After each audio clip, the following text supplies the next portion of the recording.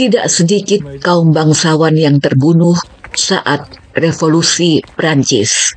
Amukan rakyat ini bahkan membuat raja dan ratu Prancis tewas dengan kepala dipenggal. Raja Louis ke-16 dan Ratu Marie Antoinette dihukum penggal dengan giotin. Sejak itu, kejayaan kaum bangsawan di Prancis lenyap. Saya akan menyusuri salah satu jejak kejayaan kaum bangsawan di Prancis yang hanya tinggal kenangan di lahan yang sangat luas berikut ini.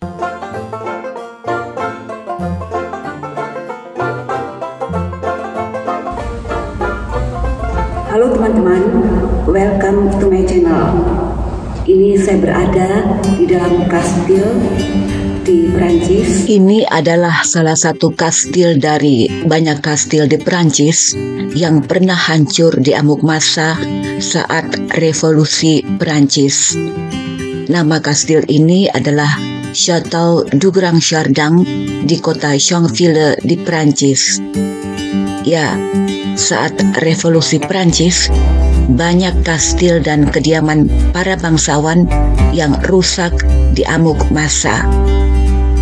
Kemiskinan rakyat yang bagai bumi dan langit dengan penguasa, yaitu kaum bangsawan Prancis, telah memicu pembunuhan dan penghancuran massal pada peristiwa revolusi Prancis yang terjadi menjelang akhir abad ke-18. Sekarang kita memasuki abad ke-21. Bagaimana kondisi sosial di kota Thionville di Prancis sekarang ini yang menjadi lokasi kastil yang pernah dihancurkan massa? Nah, untuk mencapai kastil yang pernah diamuk massa ini, saya melewati daerah kumuh di sekitar kastil. Tampak di sini tempat tinggal kumuh, bangunan tanpa pekarangan. Bangunan ini bukanlah satu bangunan yang dihuni oleh satu keluarga, melainkan satu bangunan yang di dalamnya terbagi atas beberapa ruang kecil yang ditinggali oleh beberapa keluarga. Dan jika pada abad modern sekarang ini masih ada daerah kumuh seperti ini, bisa terbayangkan bagaimana kemiskinan rakyat pada abad ke-18 yang memicu amuk rakyat ketika revolusi Prancis. Salah satu faktor yang memicu kemarahan rakyat adalah kaum bangsawan, juga kaum agamawan yang umumnya dekat dengan kaum bangsawan ini.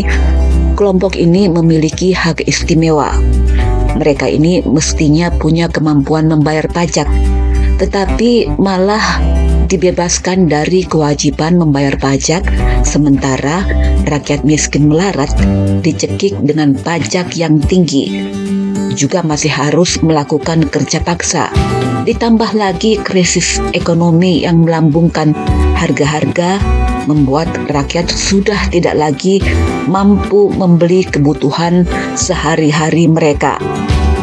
Kesengsaraan rakyat sangat kontras dengan gaya hidup kaum bangsawan yang mengumbar kemewahan, berpesta pora di tengah kehancuran ekonomi dan kemiskinan rakyat. Peristiwa terbunuhnya sejumlah kaum bangsawan pada revolusi Prancis telah mengubah sistem bernegara di Prancis hingga kini. Sampai sekarang tidak ada lagi sistem monarki atau sistem pemerintahan berbentuk kerajaan di Prancis, dan hingga kini Prancis menjadi negara berbentuk republik. Setelah penghancuran kastil-kastil akibat amuk massa, banyak dari kastil ini yang diambil alih oleh pemerintah. Ada juga yang dibeli oleh pihak swasta.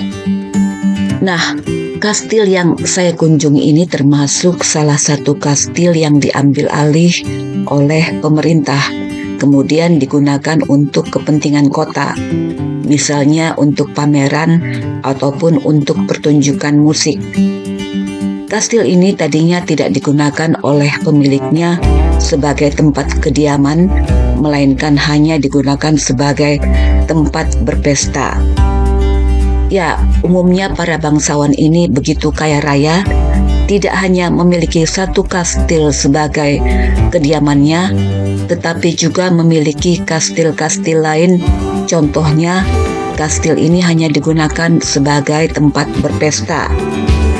Umumnya kastil-kastil ini berlahan sangat luas, tidak hanya memiliki taman dan kebun, juga dilengkapi dengan hutan pribadi sebagai area berburu.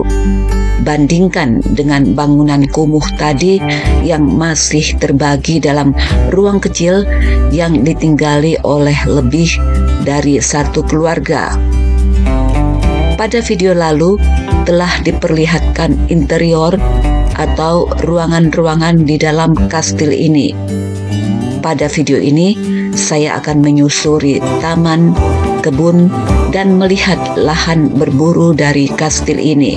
Pada masa kejayaannya, keindahan taman di kastil Dugrang Syardang ini biasa disejajarkan dengan taman-taman besar di Perancis. Setelah kastil ini sempat hancur, pemerintah merenovasi kastil ini dan mengembalikan gaya taman dari kastil ini seperti ketika kastil ini masih digunakan oleh para bangsawan Perancis pada abad lampau. Nah, saya akan memulai menyusuri kastil ini dengan melihat taman pada bagian depannya. Bagian depan taman ini dirancang dengan taman bergaya labirin. Gaya labirin dari taman ini adalah gaya taman Italia yang menyebar ke Perancis mulai pada abad ke-15. Beberapa tanaman di taman dipangkas dengan bentuk geometris, yaitu bentuk bola, kerucut, persegi, ada juga yang menyerupai bentuk hewan.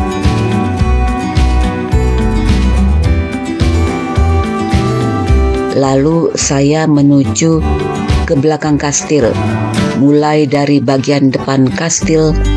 Di kiri kanan kastil ini dikelilingi parit besar berisikan beberapa jenis ikan, dan parit ini membentuk seperti taman air. Di belakang kastil juga dipenuhi tanaman-tanaman yang dipangkas berbentuk geometris dengan nuansa beberapa gradasi warna. Menurut informasi, sampai pada tahun 1500-an, rancangan gaya taman seperti di kastil ini ketika itu masih satu-satunya di Perancis.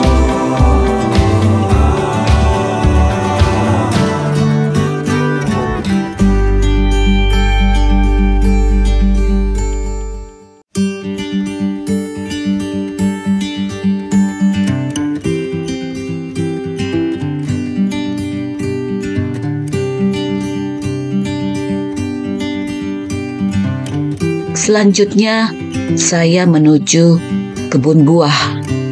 Menurut keterangan, ada sekitar 70 varietas buah yang ditanam di kebun buah ini. Di antaranya ada buah apel, buah pir, buah plum, buah zaitun, dan buah-buahan lainnya. Selain buah, ada juga aneka kembang. Juga ada aneka tanaman herbal yang berkhasiat sebagai obat-obatan.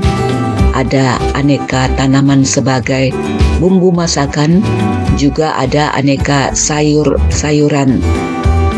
Selanjutnya saya melihat area yang sangat luas untuk para bangsawan untuk melakukan hobi berburu mereka.